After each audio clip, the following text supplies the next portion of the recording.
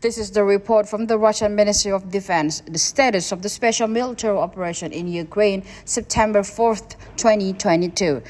The Kiev side is still making vain attempts to solidify a number of locations in direction of Nikolaev-Kryvyi.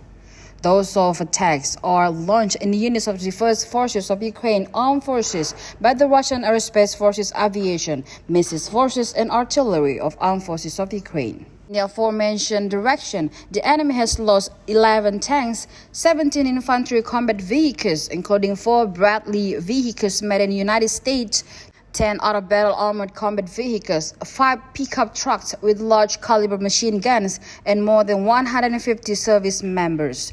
Near Romanovka, Russian Aerospace Forces fighter jets downed in Ukrainian Armed Forces Su-25 assault aircraft, Nikolaev region.